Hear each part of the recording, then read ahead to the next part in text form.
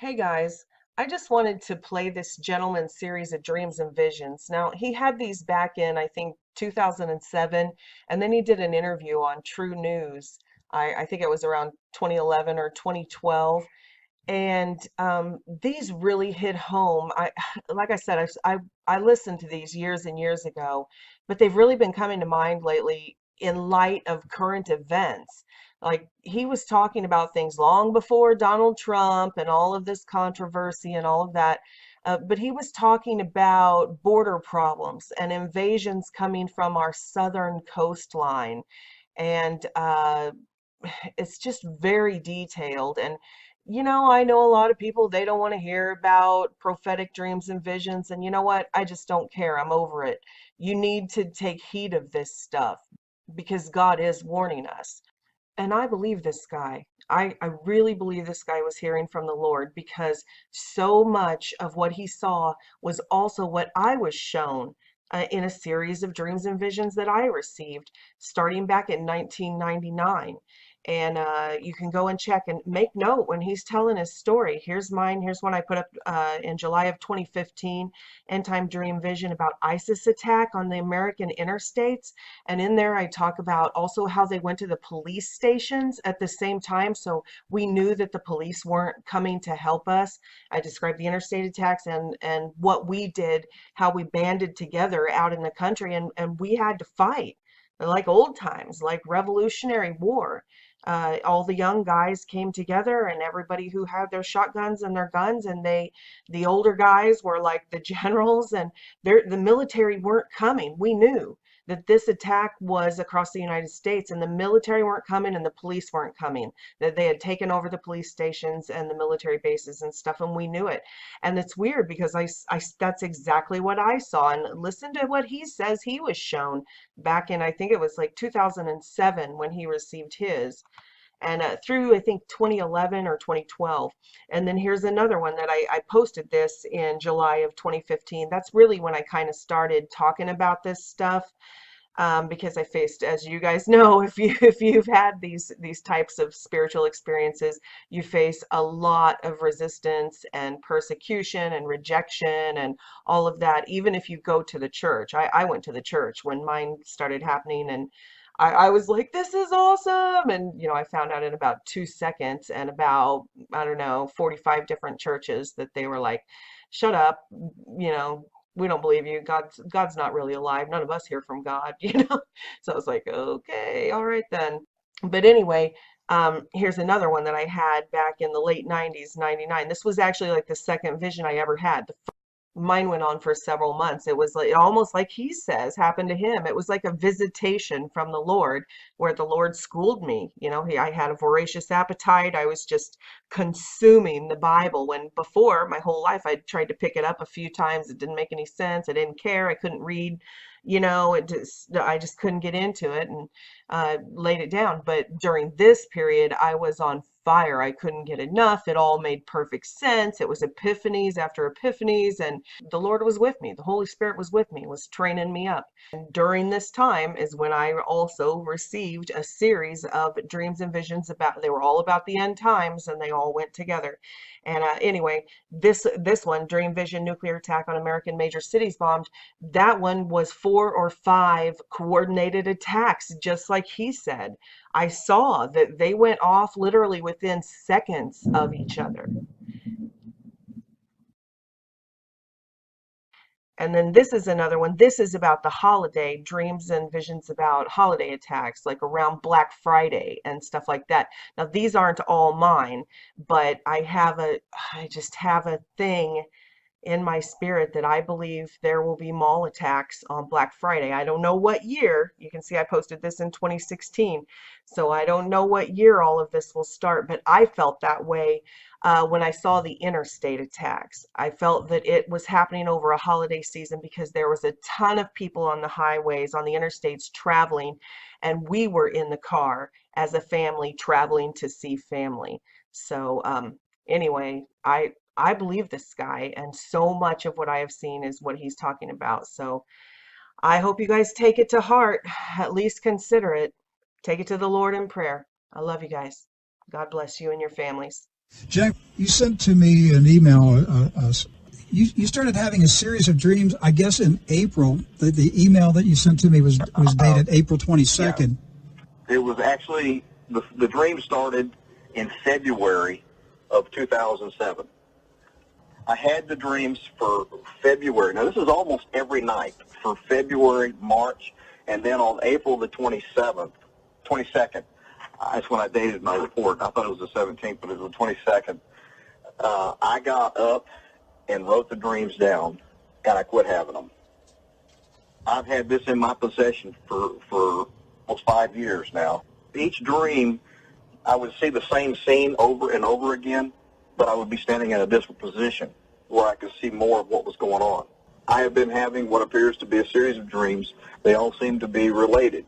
The dreams themselves are repeated several times. When this happens, I see more details.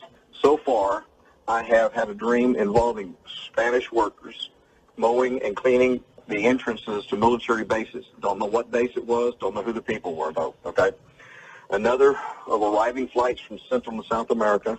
Another of the highways being blocked and still another dream. I saw ships arriving in U.S. ports, offloading military supplies.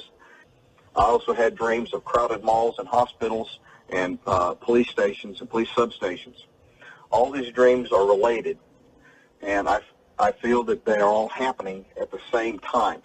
What I'm seeing in my dream is an event that's happening entirely all the way across the United States, the southern United States, simultaneously in different time zones, and they've got it timed down to the exact minute for everything to start. I feared the time may be the day after Thanksgiving because in March I felt that the dream may happen on Easter Sunday, but it passed. And if you'll think about it, Easter and Thanksgiving are the two longest holidays that we have every year where the soldiers would leave their bases. Thanksgiving is the one that they will travel up to 400 miles away to go home to visit their families, leaving approximately a third of the soldiers on the base to guard it. And then with the crowded malls and stuff, the only real day that I could see this actually happening was the day after Thanksgiving, because being, Black Friday, and their brothers in the malls. And if you're going to start something, you want to make a real statement. The malls on a crowded day after Thanksgiving is the day to do it. That's what I saw in my dream. And then the Spanish workers I seen cleaning up the military bases. What I saw was the workers were cutting, what they looked like they were doing was cutting the grass. But when they got up close to the lawnmower was running, but there was no blade underneath it. So they reached under a running lawnmower and pulled out a machine gun, took out the guards on the gate, and then put their gate guards on the gate, let the people that they wanted onto the military base and block the traffic. Now, they didn't do this to try to take over the base, but by putting the soldiers on there, and the troops being away from the base long enough, it gave them time to block access to the armories that are on the base and the ammunition and the rifles, delaying a retaliatory strike kind of deal, okay, and giving them time to put what they've started more into position. And when they took control of the gate, their goal in the dream was not to take over the base or attack the base, but to go in and simply block the armories. And so when the soldiers were called up, they run out to the armories to get their weapons and their ammunition. They can't get to it. They're blocked for several hours until they get a response team in to, retaliate. On the arriving flights, it was like a flight coming from Central America with no children and no old people on board the plane. They were all of military age and or, military bearing. And as they deplaned off the airport, in an international airport, the first thing they have to do is they go to baggage claim, you get your baggage, and then you go to customs. And in my dream, I saw one or two people give them the papers, and they allowed them in. And then finally, they challenged one guy, so they said, let me see your bag. And when he opened it, man, it was full of all their weapons and everything they need to do what they did. And that's when gunfire broke out. And within like 15 to 30 minutes, the entire airports along the central South American area were under their control. And I sat through a Homeland Security briefing recently. They said that there's thousands of people of questionable origin coming across the border in mass. and you're looking at anywhere from 20 to 40,000 per month coming across, and it's a scary number. And if only 10% of those, only 10%, were actually military, and they're coming here as a sleeper cell, that's a lot of people. So they took over all the airports along the southwestern border. Yes, sir. From Florida all the way to California. The whole southern border. Yes, sir. Okay, so now the revolutionaries are in control of the airports on the southern border of the United States. They have disabled military bases inside the USA. What else did you see in these dreams? There are ships that were already docked at the port, ready to offload cargo.